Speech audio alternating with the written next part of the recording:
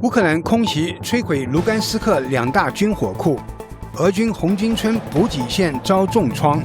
俄3大炼油厂被迫停工，通往匈牙利和斯洛伐克输油管道中断。乌克兰精准打击摧毁扎波罗热俄军后勤列车，乌克兰精准打击重创俄军高层，中将埃阿巴契夫受重伤。乌克兰宣布火烈鸟巡航导弹进入量产阶段，引发国际关注。乌克兰反攻加剧，顿内茨克战线取得新突破。美特使揭秘双普会，普京同意集体防卫协议，但俄方未公开。特朗普与泽连斯基会谈，俄乌和平新方向浮现。俄军突袭惨败，乌军反击大获全胜。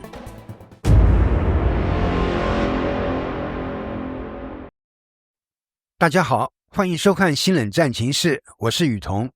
请大家先为我们的节目点赞留言，谢谢大家。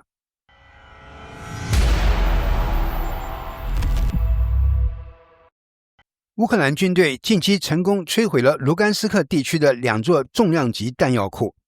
这一行动对俄军在红军村的武器供应造成严重影响。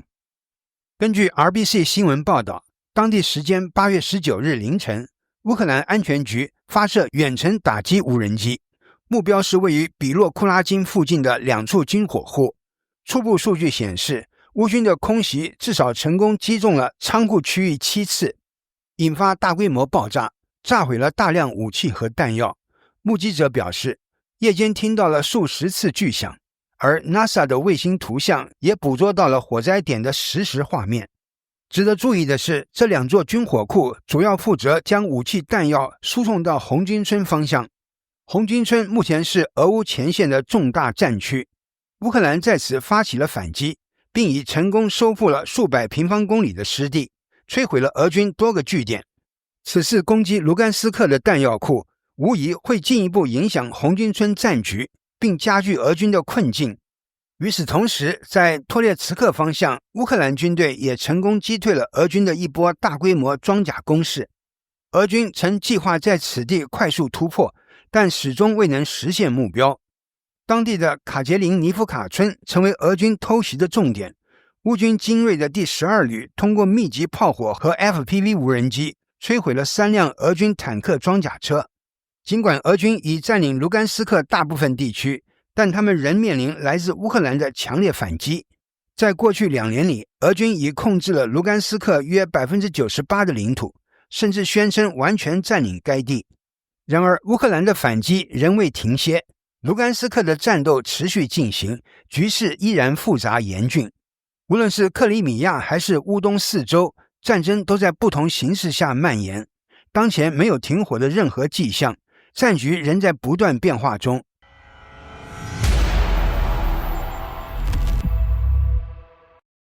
近期，乌克兰针对俄罗斯境内的能源设施的袭击愈发频繁，导致俄罗斯3座主要炼油厂被迫停产。同时，连接俄罗斯与匈牙利、斯洛伐克的友谊输油管道也因袭击而中断，波及范围广泛，引发中欧国家高度关注。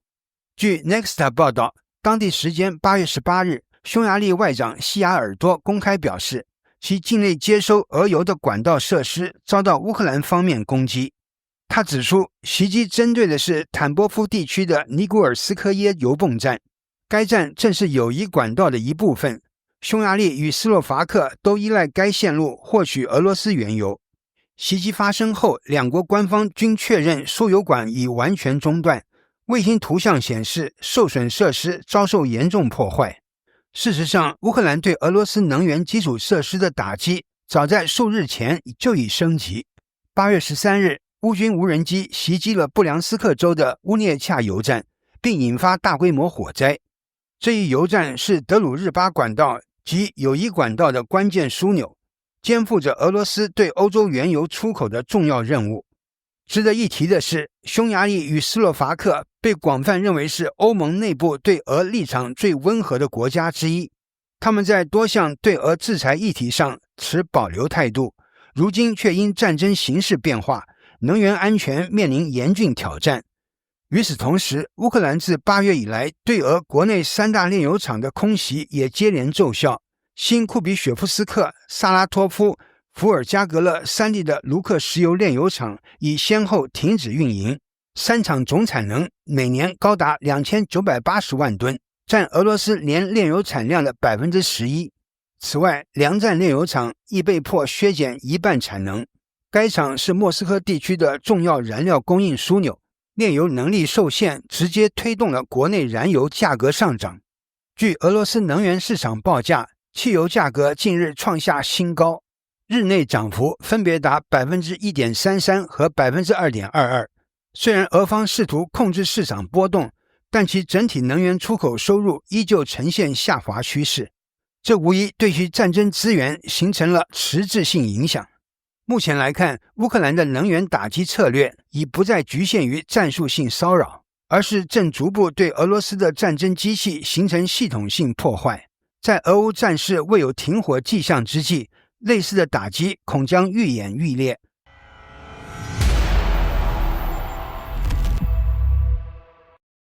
乌克兰在南部战场上取得了新的进展。最新报道称，乌克兰成功摧毁了扎波罗热地区的俄军后勤列车。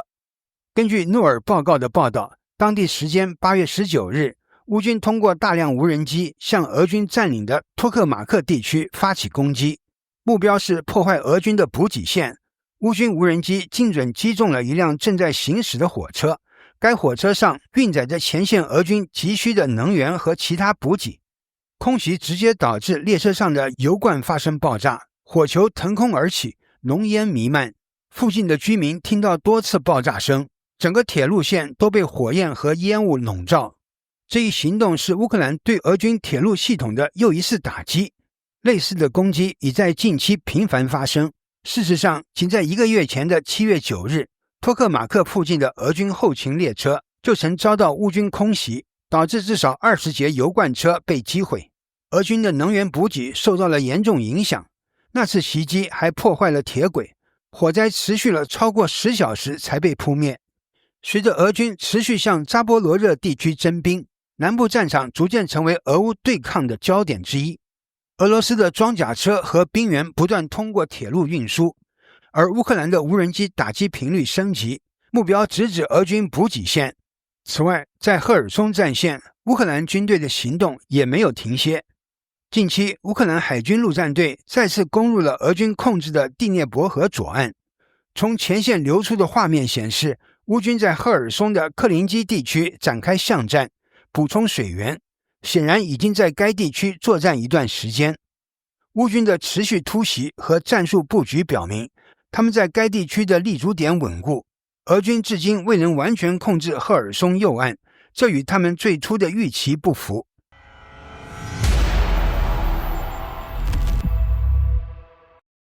乌克兰战场再传重磅消息，8月16日至17日晚，乌克兰国防部情报总局 GUR 确认，乌军成功袭击了俄罗斯库斯克地区的俄军纵队，造成俄军北方集团军副司令艾阿巴契夫中将身受重伤。根据乌方情报，袭击发生在靠近朱里亚蒂诺的地区，目标是正在行驶在雷利斯克至霍穆托夫卡公路上的俄军车队。阿巴契夫中将伤势严重，手臂和腿部被截肢，紧急被送往莫斯科进行治疗。尽管目前没有透露乌军使用的具体武器类型，但外界普遍猜测，可能是高精度火箭炮实施了精准打击。阿巴契夫中将是俄罗斯军方的资深指挥官，曾参与叙利亚战事，并且指挥过俄军的第2近卫合成集团军。此次被精准打击，意味着乌克兰在俄军高层指挥系统上的又一重大胜利。这一斩首式的精准打击发生在俄军加紧进攻乌东波克罗夫斯克等地的关键时刻。今年7月，乌军再度展开精准打击，击毙俄军1名旅长与参谋长，显示出乌克兰在情报与打击能力上的持续增强。此举不仅是对俄军高层的一次沉重打击，也让乌军在持续反击中的战略优势愈发明显。随着战局的不断变化，乌克兰的反攻行动引发了更多关注。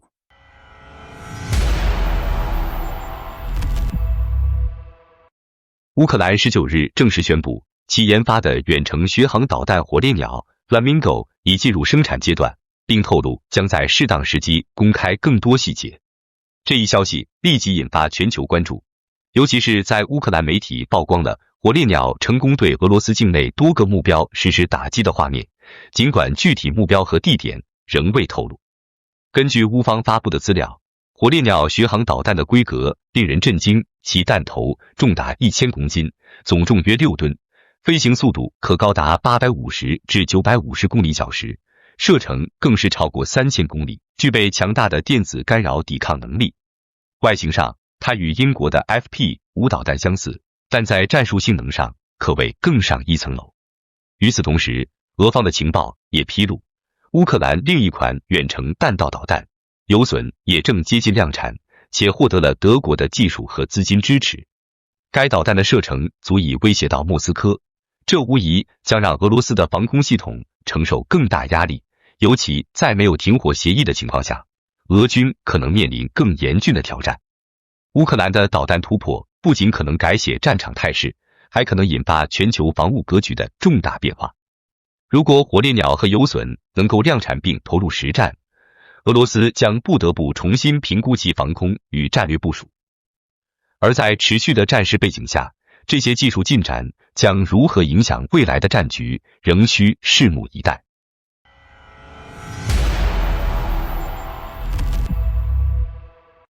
近期，乌克兰军方在顿内茨克地区的反攻行动持续取得进展。根据乌克兰第79和第82空中突击旅发布的战斗视频，乌军伞兵部队成功解放了佐洛季科洛迪亚兹村和佩特里夫卡村。俄军在这次冲突中遭受了重大人员和装备损失，包括部分步兵被俘，已被纳入交换基金。此外，乌克兰第429阿喀琉斯无人机团也发挥了关键作用，成功摧毁了俄军的现代化坦克 T90M 进步型，并击毁了另一辆坦克、一辆 BM-21冰雹多管火箭车、一辆虎式装甲车和一辆卡马兹运输车。这一系列精确打击进一步展示了乌克兰军方的高效作战能力。尽管俄罗斯侵略军不断发动攻势，乌军依然顽强防守并成功收复多个阵地，显示出强大的抵抗力量。与此同时，乌克兰近期的军事行动也对周边国家产生了影响。斯洛伐克国家石油运输公司近日证实，该国已暂停通过德鲁日巴输油管道的石油运输，原因是乌克兰无人机部队在8月18日晚袭击了位于俄罗斯坦波夫州的 Nikosko 抽油站，导致设施起火，进而中断了通过德鲁日巴输油管的石油运输。这一袭击事件引发了匈牙利和斯洛伐克的强烈反应。匈牙利外交部长彼得·西亚尔多表示，这是对该国能源安全的严重威胁，暗示此举可能试图将匈牙利卷入战争。对此，乌克兰外交部长德米特罗·西比哈强烈回应称，彼得是俄罗斯挑起了这场战争，并持续拒绝结束它。匈牙利多年来一直被告知莫斯科是个不可靠的伙伴，然而却依然选择依赖俄罗斯。现在你可以向你在莫斯科的朋友抱怨了。此外，乌克兰南部城市敖德萨附近的亚塞拜然苏科尔油库也成为攻击目标。巴库方面确认，这次袭击已导致油库内17个储油槽、抽水站和其他设施受损，损失的燃油储量超过 1.6 万吨。值得注意的是，这是继8月8日乌克兰使用约10架无人机再次袭击同一油库后，亚塞拜然面临的第二次打击。巴库方面警告，如果俄罗斯继续攻击与亚塞拜然相关的乌克兰能源设施，他们将考虑解除对乌克兰的武器禁运。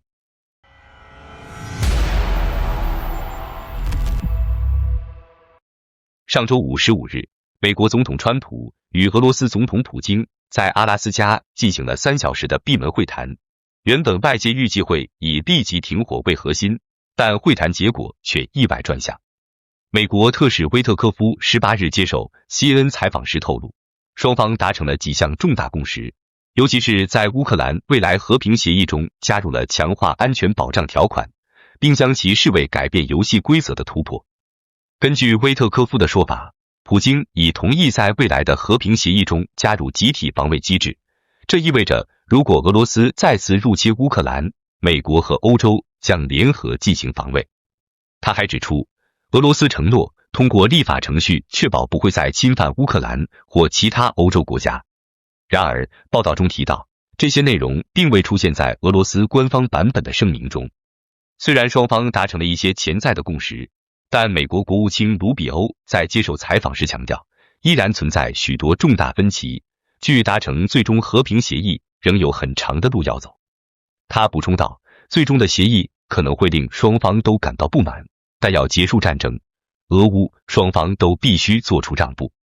威特科夫还透露，普京在5个争议地区的部分要求上做出了有限的让步，这些内容将在接下来的白宫会谈中进一步讨论。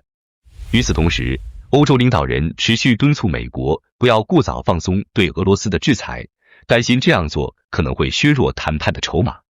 卢比欧则警告称，如果美国实施新的制裁，谈判将立刻终止。他强调，美国必须保留最后的沟通管道，以确保谈判的进展。双普会的其中一个关键议题是如何为乌克兰设计一个类北约的安全保障框架，确保在未来和平协议中避免俄罗斯重启战火。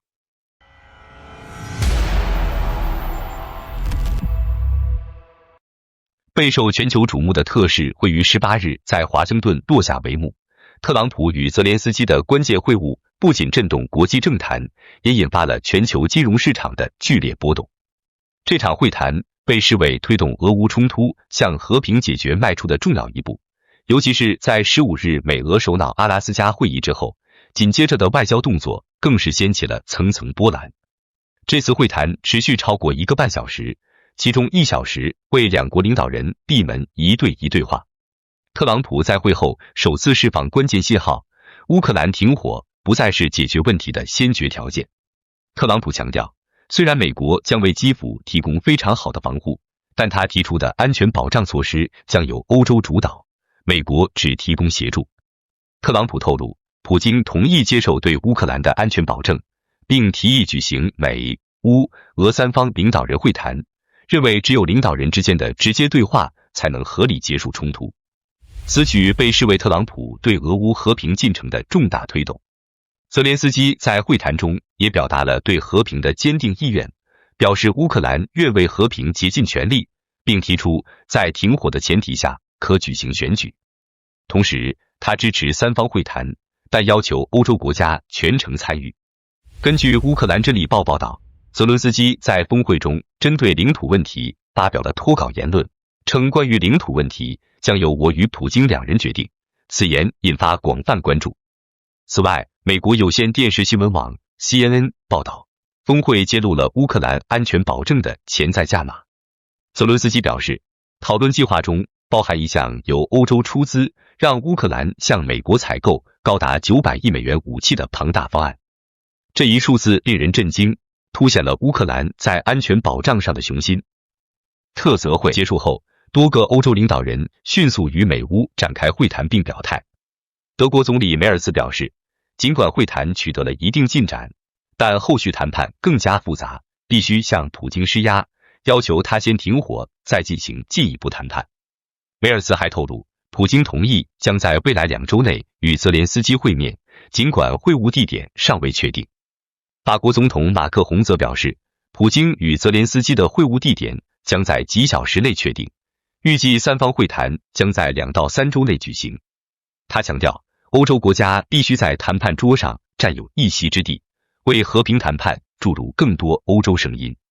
特朗普与泽连斯基的特使会被视为美国对乌克兰问题的积极回应。虽然双方在一些议题上存在分歧，但通过高层直接对话达成了共识，为未来的和平谈判提供了新的路径。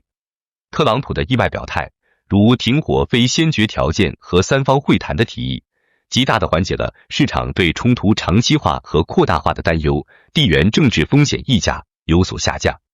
避险资产黄金价格小幅回吐，油价也因为俄乌有望举行会谈而小幅下跌。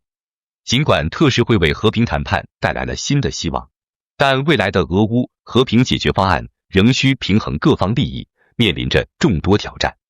如何协调各国利益，避免冲突升级，以及确保各方在谈判中的合理权益，将是接下来的关键议题。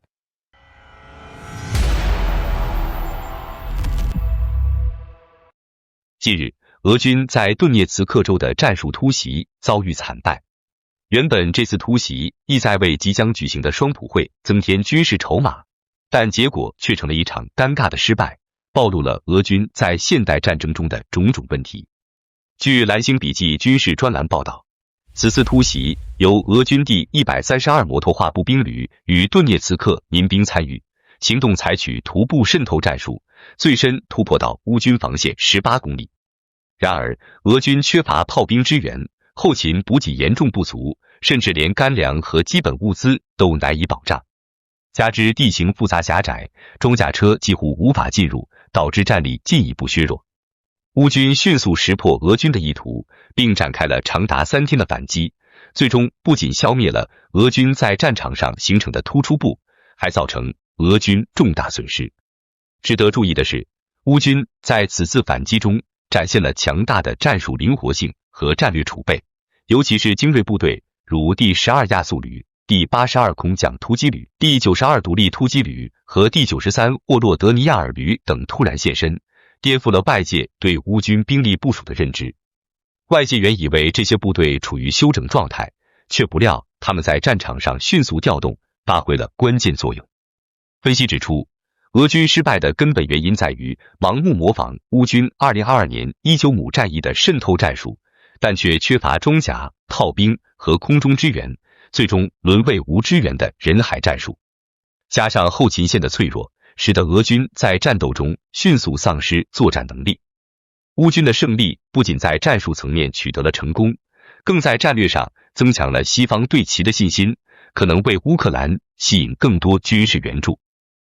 好的，感谢您一口气看到最后了，这是对我们最大的鼓励和支持。要看最全面、最及时准确的战场热点报道更新，就请每日锁定新冷战情势。如果您喜欢我们的节目，也请您点赞、留言、订阅，把视频分享出去，让更多的人看到这个节目。